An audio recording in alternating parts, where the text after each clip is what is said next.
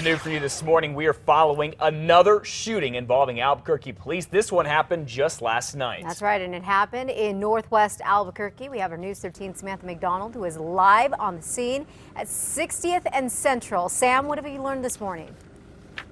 Well, officers just pulled away from this scene at about 1:30 this morning. APD Chief Gordon Eden says a man came out of his house, shot at police, and then they returned fire. We do have video of this incident. It was posted on YouTube by a neighbor named Bob Cornelius.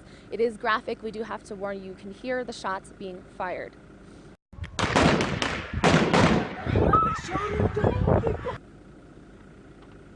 According to Facebook, the video was taken by a neighbor. Now the investigation into the shooting is in the very preliminary stages. What we do know is that 9:07 officers responded to a call about a man pointing a gun at a juvenile. When police got to the complex on 60th Street and Avalon Northwest, the suspect exited an apartment with a gun and fired the weapon.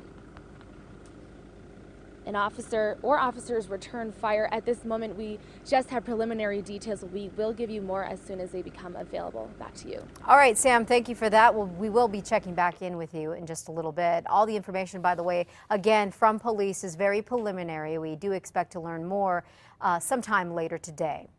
The shooting comes on the heels of a major protest over APD in downtown Albuquerque. Take a look at the scene there. The demonstrators marched straight to APD headquarters yesterday evening. They were outraged over the recent shooting of a homeless camper, James Boyd, along with other police shootings. And in the wake of the deadly Foothills shooting involving James Boyd, there is another push to give Albuquerque city councilors a voice in who can become police chief for the city. Right now, the hiring and firing of police and fire chiefs is strictly up to the mayor. But City Council President Ken Sanchez says he will co-sponsor a bill to introduce an amendment to the city charter. Now, if it is passed, it would require council confirmation of chief nominees selected by the mayor. Similar legislation failed last year, but Sanchez says it is vital. They do it for the city attorney, they do it for the city clerk, they do it for the CAO, and I believe that the public safety leaders also should be involved in a confirmation, and that would be the police chief along with the fire chief. Sanchez said he would like the city charter amendment on the November ballot for the general election. Mayor R.J. Berry has opposed calls to give the city council a voice in hiring police chiefs. Police shootings, particularly the one from the Foothills and even the one from overnight, certainly aren't doing anything good for Albuquerque's image. Video of the killing in the Foothills has gone viral and has drawn quite a bit of criticism online, along with calls to avoid Albuquerque. Chamber of Commerce President Terry Cole here says the chamber is getting emails from people having second thoughts about visiting, retiring, and even starting businesses here. In fact, a man from Wisconsin named Greg Arthur gave us a call yesterday to find out what was going on. Listen to what he has to say. I was going to come down and live, think of living in Albuquerque. I'll retire next year with my wife, so my home gets a warmer climate, and I'm afraid to come down there now. All of this is bad news for a city trying very hard to lure the Tesla electric car company to build its battery factory here. Plus, the city is spending millions on a convention and visitors center to draw even more visitors. All right, we're going to have continuing coverage of the Boyd shooting and the one from overnight right here on News 13. Of course, you can get the latest anytime at KRQE.com, including more aerial and ground video of the protest from yesterday. And some other news at 5:36 this morning. One person is dead, another is hurt after being struck by a car just before 11:30 last night. This happened near Wyoming and Constitution in the northeast part of Albuquerque. Police say the car was going north on Wyoming when two women and a man tried to cross. The women were hit, one died, the other was rushed to the hospital and is stable this morning. Officers say the people were all wearing dark clothes and it looks like they were drunk. Police have not said if the driver will face any charges. An APD canine is still recovering after being shot 3 times by a suspected burglar. If it weren't for Rico, the canine, officers say the SWAT situation last Friday could have turned out a whole lot worse.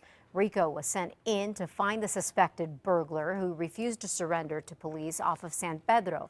That's when police say the suspect shot Rico 3 times.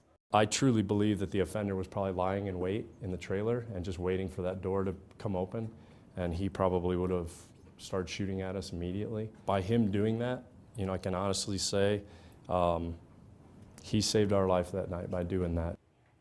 Rico is in full recovery mode. It'll be at least 3 or 4 weeks until he is allowed to run or jump again. After that, they'll decide if Rico must retire. A scathing report is out about WHIP, and it is about safety. It comes from the leader of an independent oversight agency, Defense Nuclear Facilities Safety Board Chairman Peter Winokur told Senator Tom Udall and Martin Heinrich WHIP wasn't prepared for an emergency response. He said that the salt truck fire was preventable and says that it happened because the truck was poorly maintained. Winokur also said that even though contamination of workers was small, they were exposed to more radiation than they should have been. The board says the DOE needs to upgrade its safety systems and programs. A new campaign is coming to New Mexico. It's aimed at teaching kids and teens how to avoid sexual predators. Homeland Security investigators created a program called iGuardian. Agents will be visiting schools and youth groups, and they'll use trading cards and hero-style characters to warn students about predators.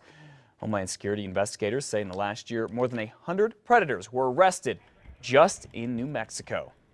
You have to understand that these predators are everywhere. We work with our international law enforcement partners, and we'll find people that are overseas that are also targeting our children, exploiting our children, asking pictures of our children. The program also addresses bullying online, and it asks parents to get involved.